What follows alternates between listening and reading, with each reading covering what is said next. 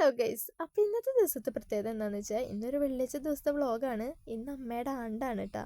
അപ്പോൾ എന്തായാലും എന്തെങ്കിലും സ്പെഷ്യലായിട്ട് കുക്ക് ചെയ്യാൻ വിചാരിച്ചു. സ്പെഷ്യലൊന്നുമില്ല എന്നുള്ള പോലെ തന്നെ എന്തെങ്കിലും ഒന്ന് ചാറ് കൂട്ടാനും കൂടി ആക്കാൻ വിചാരിച്ചപ്പോൾ സാമ്പാർ അവിയലാക്കി. പിന്നെ അനിയൻ എന്നെ കാണാൻ വന്നപ്പോൾ എനിക്ക് വാങ്ങി കൊണ്ടുവന്നതാട്ടോ അത്. അപ്പോൾ കഷ്ണങ്ങളെല്ലാം അരിഞ്ഞ് സെറ്റാക്കി നോക്കിയപ്പോൾ ജീരകവും തൈരൊന്നും ഉണ്ടായിരുന്നില്ല. അപ്പോൾ അതെല്ലാം പോയി കൈയോടെ വാങ്ങിയിട്ടാണ്. വാങ്ങി തിരിച്ചു വന്ന് നോക്കുമ്പോൾ നമ്മുടെ കുഞ്ഞൻ കിണറ്റിൻ ചോട്ടിൽ പോയി ഇരിക്കുകയാണ്. ഇതാണ് അമ്മ. ഞാൻ ഇന്നൊരു ആണ്ടിൻ്റെ ദിവസമായ കാരണം എന്താണെന്നറിയില്ല, കുറേ നേരം ഫോട്ടോയിൽ നോക്കി ഇങ്ങനെ നിൽക്കുമായിരുന്നു.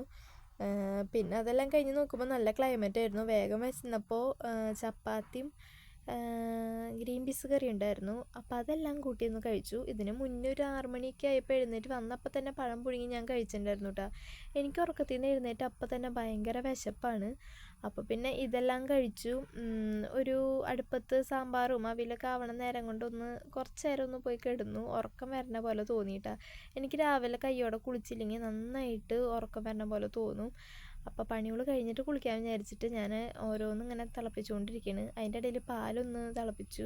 പിന്നെ നേരെ പോയി കുളിക്കാൻ വിചാരിച്ചിട്ട് തലയിൽ എണ്ണയൊക്കെ പുരട്ടി മസാജ് ചെയ്തൊന്ന് സെറ്റ് ചെയ്ത് വെച്ചിട്ടുണ്ട് കേട്ടോ. ആ ഗ്യാപ്പിൽ പോയി തുണികളെല്ലാം കഴുകിയിട്ടു. കുറച്ചധികം തുണികളുണ്ടായിരുന്നു കഴുകാനും ഉണക്കാനൊക്കെ ആയിട്ട്, മഴയൊക്കെ ആയ കാരണം.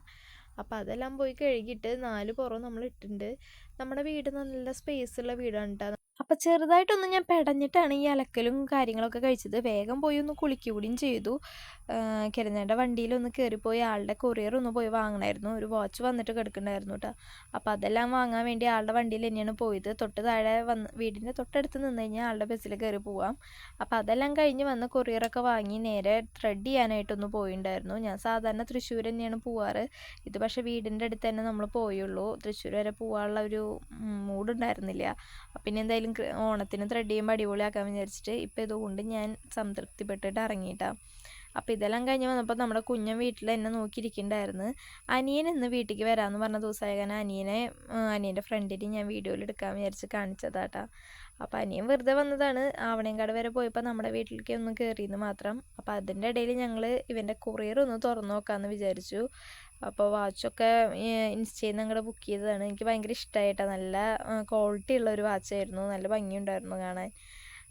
അപ്പോൾ ഇതെല്ലാം കഴിഞ്ഞ് വന്നപ്പോൾ ഞാനും അവൻ്റെ ഫ്രണ്ടും കൂടി, ഫ്രണ്ട് എന്ന് പറയണില്ല, ഫ്രണ്ട് എന്ന് പറഞ്ഞാൽ അവൾ എന്നെ തല്ലിക്കൊല്ലും. ഇതെൻ്റെ നാത്തൂനാരാണ്. അപ്പം ഞങ്ങൾ രണ്ടാളും കൂടി കുറച്ച് ലിപ്സ്റ്റിക്കൊക്കെ ഇട്ട് ഷോ കാണിക്കണം.